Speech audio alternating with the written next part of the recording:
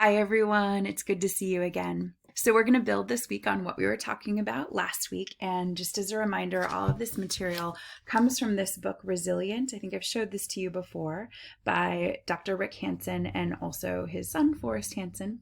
And there's so much in here about resiliency that is useful, I would offer to you, whether you are here at university and thinking about this in the context of university or also just in your life.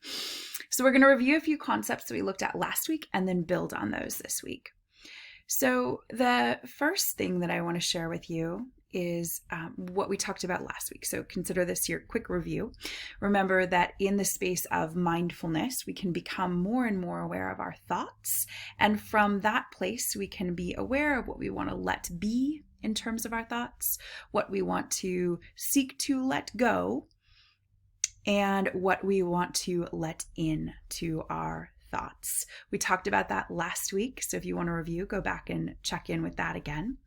But we talked about how this related to the three needs psychologists have identified that humans tend to experience, those being the need for safety, satisfaction, and connection, and how our thoughts and noticing and being aware of our thoughts might impact those needs and the perception that we're either having those needs met or not experiencing those needs being met. So let's build on that today. As a reminder, we talked last time about how if you perceive, right, that your needs are being met, we call that being in your green zone, or being in a responsive mode, right? There's a sense of peace, contentment, love. This is hopefully a place that we can return to of embodied well-being. So that we call being in our green zone, right? And to stay in the green zone, we want to take in experiences of our needs being met. So when we do feel safe, when we do feel satisfied, like, oh, cool, I'm learning something new here, my brain is activated, I'm feeling satisfied. Or when we feel connected, like, wow, I took really good care of myself today, I feel connected to myself. Or I had such a fun time talking with my friend today, on the phone, or maybe in person on a walk or something. I felt really connected today. That's so awesome that when we take in the perception of those needs being met, it helps us to stay in our green zone, and this grows our inner resources. If you think back, now I'm going to go back even a little further to the buckets theory, right? This is what Jonathan Fields was talking about too. When we have our buckets full, when we perceive that we are taking actions each day to fill our buckets, then we're feeling like we have our inner resources hopefully mostly met, maybe not entirely, but mostly met. And this helps us to stay in this responsive green zone, which is where we can learn the best, right? Where we can show up the best in our relationships, feel the healthiest, and also be able to learn in the best ways. Now, of course, we also talked about the red zone, right? When we don't feel like our needs are being met. And I think this photo really illustrates, I know how I feel when I'm in my red zone, which is when we feel like our needs are being unmet. We may feel like we're disturbed into this fight, flight, or freeze red zone, which is also a reactive mode. And there's a sense often of fear, frustration, or hurt.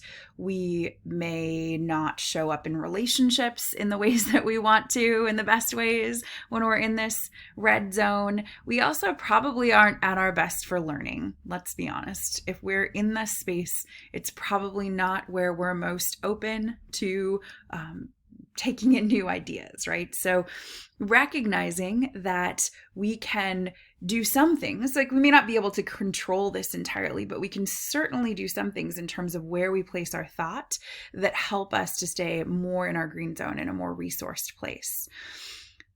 So here's where I want to start adding on to this and what we've been talking about so far. And this is pretty fascinating. So we'll talk about this probably several times throughout the semester, but I think it's really important. If you haven't heard this before, it's valuable to recognize that the brain has a negativity bias. This means, and the way that Hanson talks about it, is that our brain is Velcro, right? The sticky stuff, the stuff that sticks together. Our brain is Velcro for bad experiences, and Teflon for good ones. Do you know what Teflon is? That material that they put on pans that just means that it's like stuff doesn't stick to the pan, right? So it slides right off. So the idea here is that in our brain, bad experiences stick. Positive experiences just kind of slide right on through. Our brain's like, cool, everything's okay. I don't have to worry about my survival right now. I don't have to worry. But this bad thing happened. I need to focus on that, because if we think just from an evolutionary perspective, I want to survive. I need to know where the risks and the threats are. So I need to remember those things. I need to remember the things that might be bad. But the good things, cool. Life's good. They're happening. Great. So you'll notice, I notice this too, that we recall bad experiences more than positive ones. So I was just speaking to this, but just to add to this, the brain naturally and routinely scans for bad news in the world and inside the body and the mind, focuses tightly in on it, often losing sight of the big picture, overreacts to it, fast tracks the experience to memory so we remember it. And also, and really in a tough way, it can become sensitized to repeated doses of the stress hormone cortisol, which means then we get even more reactive when those negative experiences happen. So we're even more easily and quickly in our red zone, right? So this is just valuable to know. I know when I learned this for the first time, it was super helpful to recognize what might be happening in my mind. Again, I told you I like to geek out on neuroscience with you. So that's what we're doing today. We're looking at what we know about the brain, right? And so again, that's why it's said that our brain is Velcro for negative experiences, Teflon for good experiences. And another way of thinking about this is if 9 positive, generally neutral to positive things happen in your day and 1 negative thing happens, what do you tend to think about the most? I know for me, it's usually the negative thing, even if so many other good things have happened. And I tend to be a fairly positive person. So interesting to notice, right? And so we are going to start to talk about some ways that we manage this natural tendency in our brain to go towards negativity, and how appropriate is it that the answer is learning, right? You're at a university. The answer is learning. Hooray. So I'll explain more what I mean by that. And obviously there's all kinds of things we could be learning, but this is something that you can think about in terms of what's happening in your mind when you learn. Hanson talks about 2 stages that happen through learning. The first is activation. So this is when any experience happens to you, or say you're studying a new idea. Basically something new is introduced to you. In this case, we're talking more about just as you move through your life, but you could certainly apply this to your studies as well. But say, something happens to you like, you get a flat tire, and you end up being really stressed because you've been driving and you don't know what to do, and you try to remember how to change a tire, but it's hard. And then you end up being really stressed about it, let's say, and you eventually, someone helps you. Let's go to that. Someone helps you eventually. So you then have the experience of being stressed about having a flat tire, but then someone helps you change your tire so that you can get back on the road again. So the next thing that happens in your mind is the installation of that experience. The experience is then converted into lasting change of the neural structure and function. So what's happening in your brain, we install it. Without installation, there is no learning. And these skills can be applied to anything you want to think about in your life. So the activation would be this experience that happened, flat tire, and someone helps you.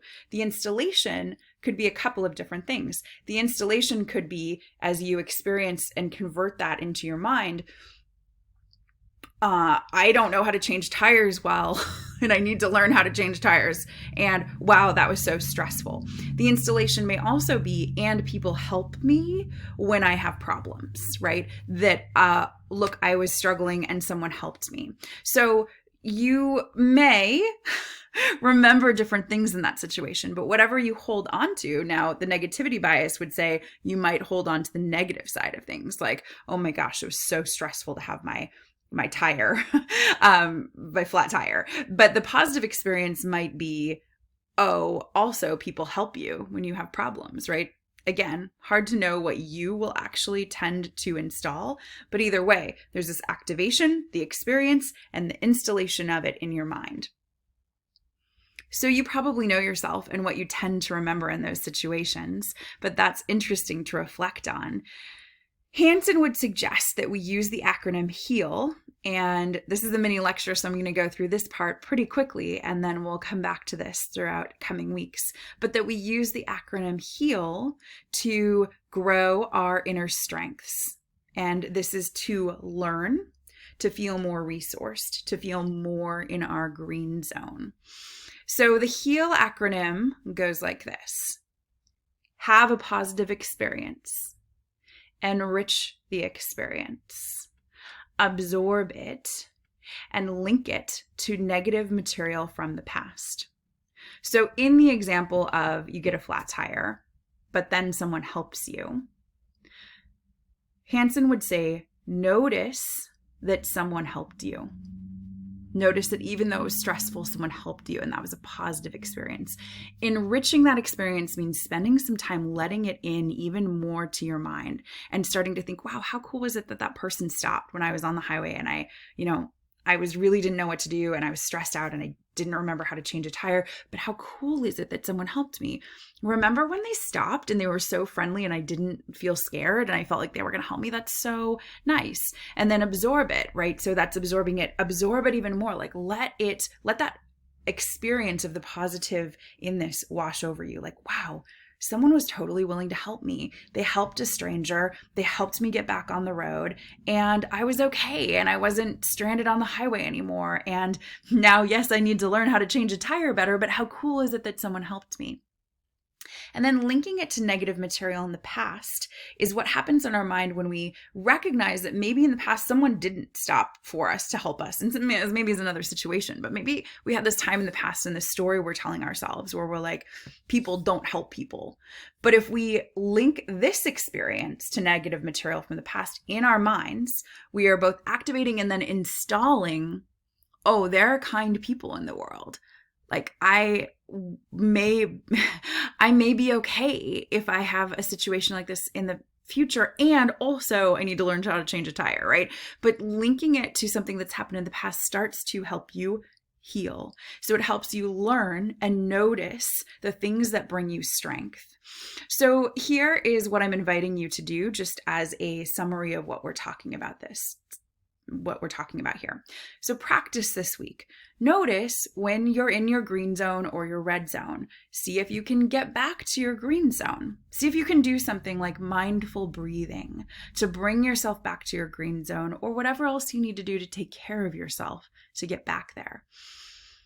Become aware of when you're noticing the negative more than the positive. Know that this is probably a bias in your brain, something that happens pretty easily anyway, and see if you can remember the positive too. And practice this HEAL method either in your mind and your thinking, or maybe with journaling, right? If you, again, have a positive experience, enrich it in your mind, absorb it, and link it to negative material from the past. So maybe you have a professor who really helps you and you enrich that experience of, hey, like professors at UAA want to support me. That's awesome. Let yourself absorb that. People want to help me learn. They want me to succeed. And then link it to maybe some experience in the past where you were frustrated with a teacher or a professor who didn't help you, right? So you're reminding your brain there are positive things that happen, and this helps you come back to your green zone. So I'm so excited to hear how this is impacting you. Feel free to talk to me if you have questions about what I've shared in this mini lecture, this mini presentation, and I'll see you in future videos. Okay, bye.